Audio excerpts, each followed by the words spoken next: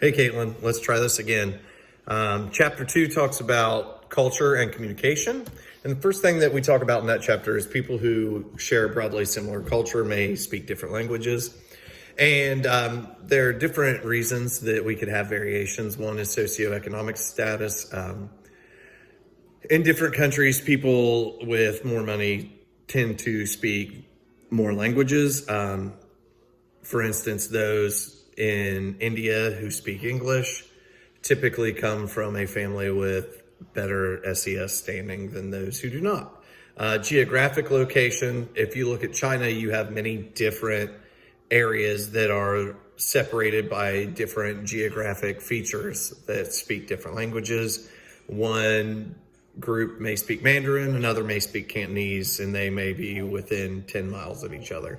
Ethnocultural background, basically, if you live in the same area but you are from a different culture, for instance, if we're talking about Asheville, North Carolina, at Asheville Elementary, there were 19, I believe, countries represented in the elementary schools that I worked at, and I think we had about 15 languages. Everybody lived in Asheville, everybody lived in the same community, but because people were transferring in from different countries to work on the steel mills and other factories, there was a huge diversity in the languages that they spoke. And then sometimes just for fun, we talk about like the twins in my family. They used to speak what we called twin speak, and they could have a conversation with each other and never miss a beat, but we had no idea what they were talking about.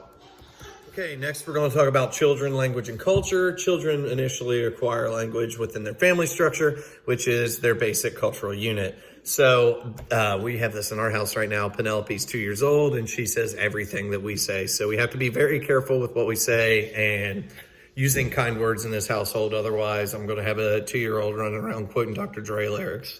So their language is broadened through social and educational context. If you think back to words that you learned on the school bus or, at different parties or different gatherings, you did learn a lot of your communication skills through interactions with people who weren't your family. Variations are context specific, and what is acceptable in one culture may not be acceptable in another. So always be cognizant of that. When you talk about multicultural and multilingual, we look at, there are many different cultures that come to this country, and as teachers, we are going to have to deal with different cultures as well as different languages, and we need to find a way to be understanding and communicate with these students in the best way possible. The majority of people in the United States speak English, but those who do not are considered in the language minority. Let's talk about dialects. Variations of specific language are called dialects. So this can be restricted to the meanings of the words or words used to describe things.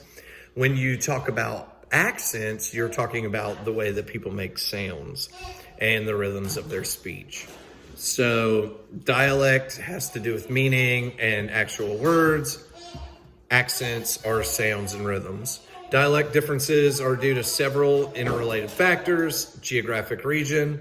We see that in the United States. You have people in Appalachia that use different words than people in the Northwest, people in the Northeast, people in the South. We also have socioeconomic level. A quick example of this would be when I taught in West Virginia. We had a state test that asked our students to give directions to the organic market. And I probably, out of 20 students, had 19 that couldn't answer that question because they didn't know what an organic market was.